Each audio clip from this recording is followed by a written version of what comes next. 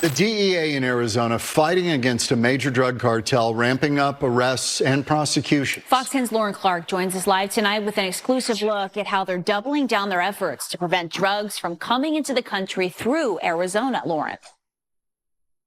Hey there, John and Christina. Well, the DEA tells me the Sinaloa cartel is one of the most infamous drug cartels in the globe. And since they've been designated a foreign terrorist organization, the DEA now has more tools to crack down.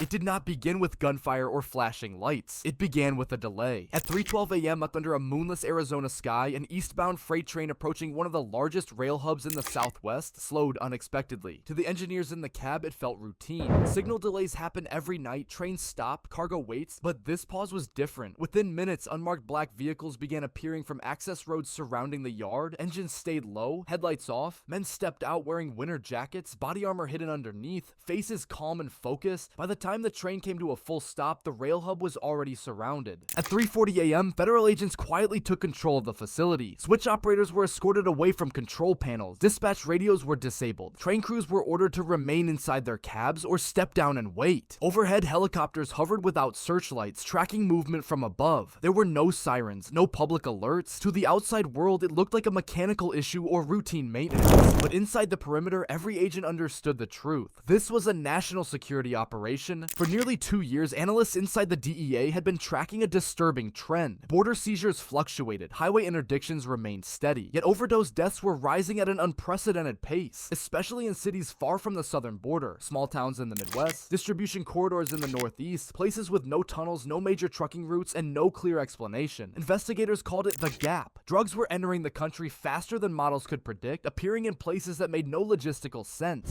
Something was bypassing every known system. The first crack in the mystery came from technology, not intelligence. A new railcar diagnostic sensor designed to prevent derailments flagged an anomaly in a freight car labeled as industrial scrap. On paper, it was unremarkable. In reality, it was too perfect. Scrap metal loads never balance evenly. This car did. The weight distribution was mathematically precise, symmetrical from front to back. Engineers reviewing the data immediately suspected structural modification. Federal agents intercepted the car before it left Arizona. Inside a secured inspection bay, they began dismantling it piece by piece. What they found confirmed their worst fears. Welded directly into the railcar's frame was a custom steel cavity, invisible from the outside and shielded from thermal and density scans. Inside were hundreds of vacuum-sealed bricks of fentanyl and methamphetamine packed with industrial precision. This was not smuggling by desperation. This was logistics by design. Within an hour, senior federal leadership authorized an unprecedented move. The entire rail hub was locked down. No selective searches, no partial inspections. Every train stopped. Every railcar flagged for inspection. Because if one train had been compromised, there was no way to know how many others were already moving across the country. Inside a makeshift command center, analysts pulled live rail maps onto massive digital screens. What appeared was not chaos, but structure. The seized railcar matched anomalies detected months earlier in Illinois, Texas, and an unexplained derailment in New Mexico that had been quietly cleared without forensic inspection. Each incident had been treated as isolated. Together they formed a network. Red markers spread across the map, tracing rail corridors stretching from the Southwest to the Midwest and beyond. Investigators realized the cartels had done something far more dangerous than hiding drugs on trains. They had embedded themselves into the rail system itself. Unlike trucks, trains are trusted infrastructure. They are not pulled over randomly. They are rarely searched without cause. They move thousands of tons daily with minimal human oversight. The cartels understood that rail efficiency is built on speed and trust, not suspicion. Modified railcars had been introduced gradually, blended among legitimate freight. Some carried narcotics eastbound, others transported cash westbound, some moved weapons north, hidden inside machinery shipments. Empty cars returned south to avoid pattern detection. It was a closed loop, engineered to sustain itself. As agents expanded inspections across the Arizona yard, more cars triggered the same imbalanced signature. Each revealed identical modification, reinforced steel compartments, climate-controlled cavities to preserve narcotics in extreme heat, shock-dampening mounts to prevent detection through vibration. This was not backyard fabrication, this was professional engineering. By sunrise, agents had seized over 2,000 pounds of fentanyl from a single hub, but the drugs were not the most alarming discovery. In a nearby rail maintenance office, agents recovered routing sheets marked with coded symbols. Certain rail cars were labeled as priority. These cars were exempt from secondary inspections and automatically cleared through checkpoints. That meant someone inside the system was protecting them. Search warrants followed quickly. Subcontracted rail maintenance firms, third-party inspection vendors, logistics coordinators across Arizona and Southern California. Several employees were detained before noon. One supervisor broke under questioning. He did not deny involvement. He said the instructions came from higher up. He claimed the system had been in place long before he arrived.